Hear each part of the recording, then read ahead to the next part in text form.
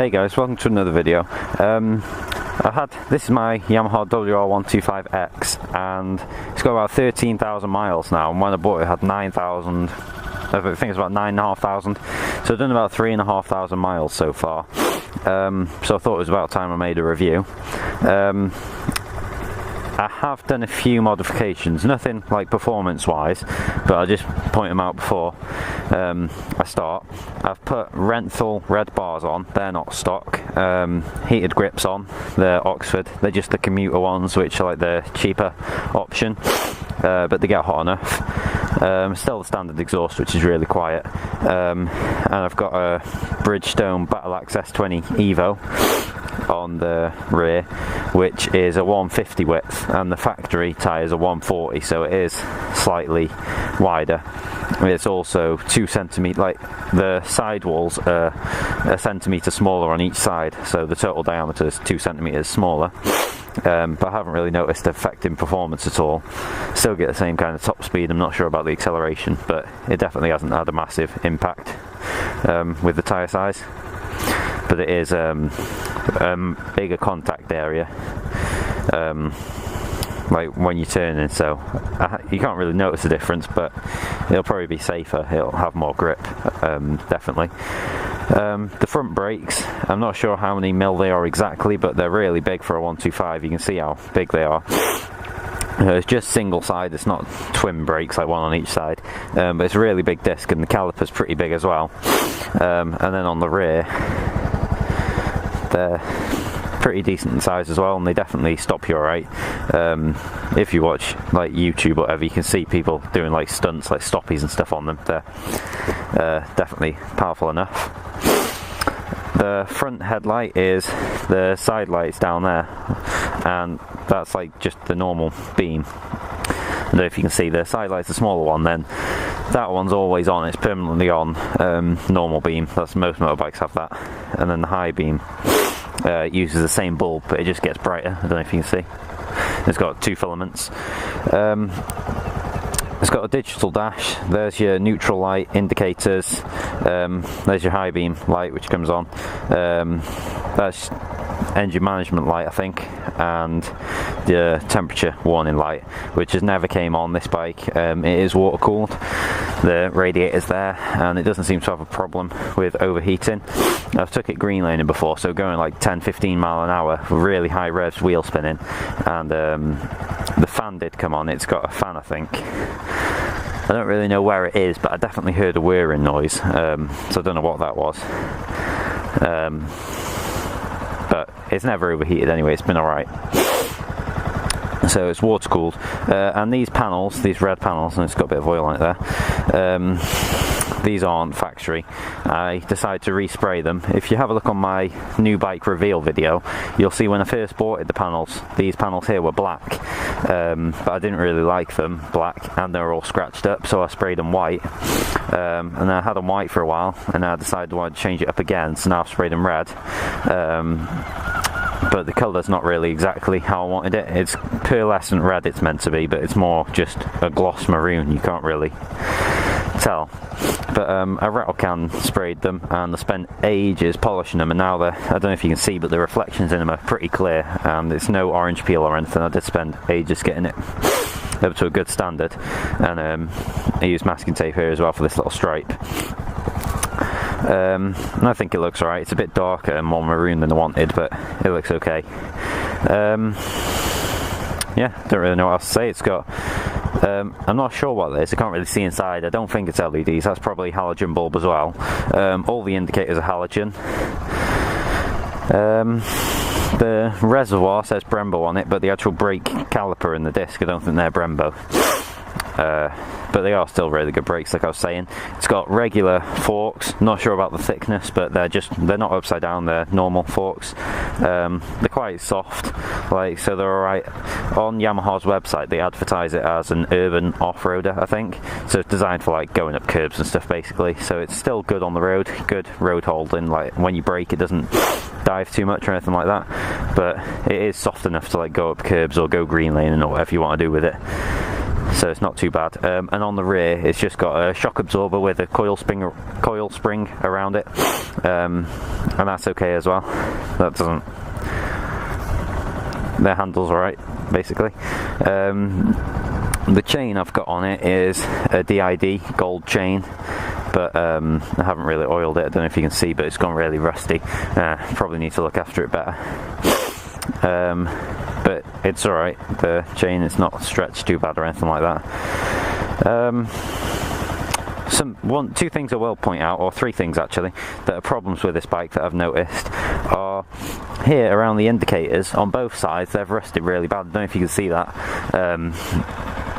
But yeah, they've rusted there. All down here around the foot pegs and the gear lever and the kickstand, side stand, they're all rusted as well. And around, there was one more thing I was going to mention that was rusted. Oh yeah, the front forks. I don't know what causes this, but they get little spots of rust, but you can like literally just rub them off with a sponge, or maybe even with my finger, I'm not sure. Yeah, like that's, them spots there, they just rubbed off. I don't know what causes it. There's little spots of rust and they just disappear. I don't know where they come from. Yeah, so that's it really. I think I'll go on it and go for a ride. It is a 125cc obviously, water cooled, and it's got 15 horsepower, which is obviously not loads, but that's like pretty common, or pretty high actually for a 4-stroke 125. Obviously 2-strokes have a lot more. Yeah, I don't really know what else to mention before we set off.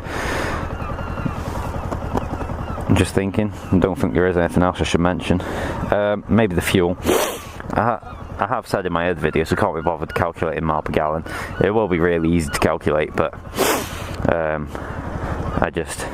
I don't know, I just don't really pay attention to it.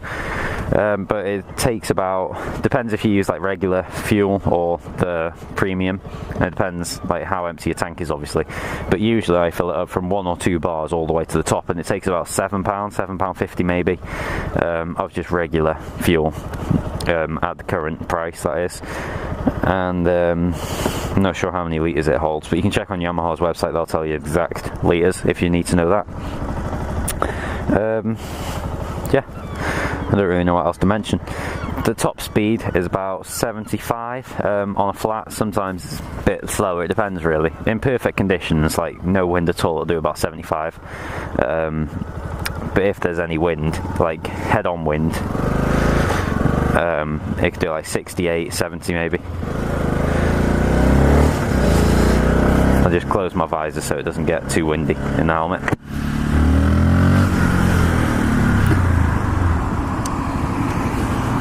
I don't really know where I'm going.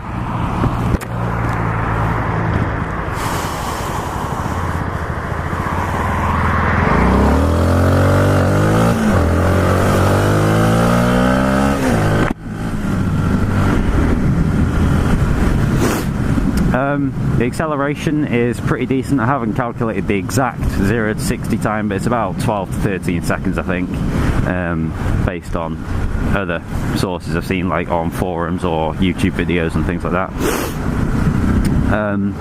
So it is pretty decent. It's quite a comfortable ride. The seat is pretty padded, don't know if you can see. It's a bit squishy. So it's not too bad. Oh, the fluff on my microphone's going up my nose. But yeah, the seat's quite comfortable. As I said, the suspension's quite soft as well, so it's not too bad. I've had no mechanical issues at all. It always starts first time. It is electric start. It doesn't have a kick start at all. It's 4-stroke obviously, I think I've already mentioned that. Yeah, so it is a really great bike. I do recommend it definitely. So the only 125 I've ridden apart from, I had a quick go on my friend's Sinus Apache, and I would say this is definitely a little bit faster, but that bike is Chinese and they're not usually as fast. Anyway, it's not much difference, but you can notice it.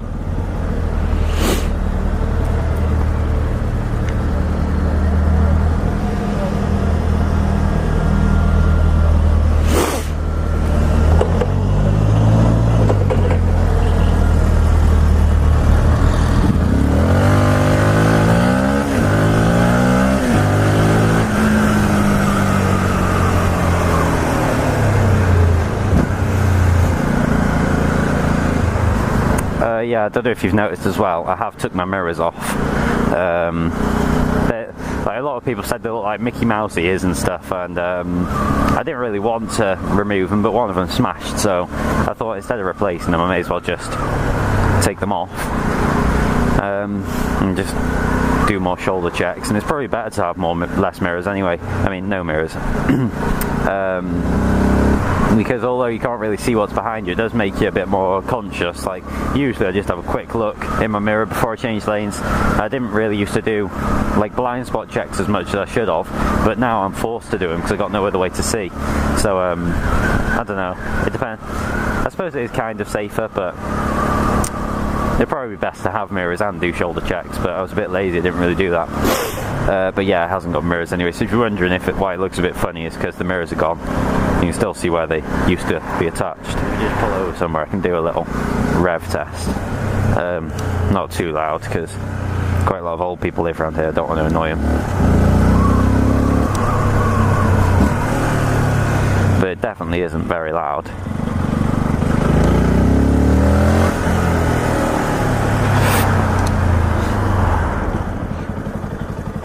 Just pull over here. Oop. Whoa. Pulled into the drain that's leaning a bit. Cancel that signal. Yeah, well, it's like a little tiny hole on the end, so it's obviously not going to be very loud, but I'll just give a little rev test anyway. I think that'll do, don't want to annoy anyone. But it's definitely not very loud, but there you go. That's another little sound test, taking it quite high revs.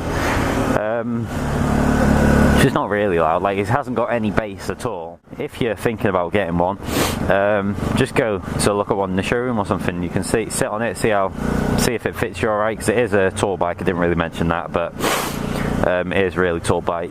My stepdad tried to get on it, and he's not much shorter than me, but when he tried to get on it, he couldn't really fit that well.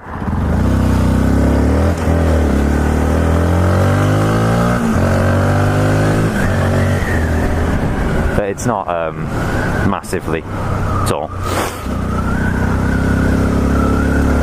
I'm sure there are taller bikes out there, but it's definitely not small.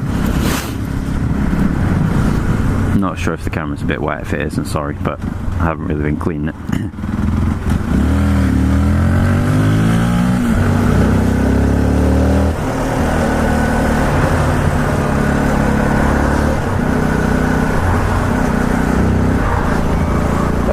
Yeah, I haven't really had a script or anything for this review. I just kind of made it up as I go along, and I'm not sure. I keep pausing for ages because I'm not sure if I forgot anything, but I can't think of anything else that's like worthy of mentioning off the top of my head. So I'm probably just going to end the review here, but if you got any more questions about the bike apart from the miles per gallon, like I said, I can't really be bothered calculating that, and you can just look on forums and stuff and you'll see loads of stuff on it there. But if you got any more questions, just write them in the comments, and if there's enough suggestions I might do like a follow-up video of your questions about the bike that I can answer, or if there's only a few I could just answer them at the start of a different video in the future. And if you subscribe, then obviously you'll see there when I answer them. But yeah, that's all I can think of at the moment. So like I said, just if you got any more suggestions, write them in the comments. But I think I'm going to end this video here. Thanks for watching, and hopefully I'll see you in the next one. See ya.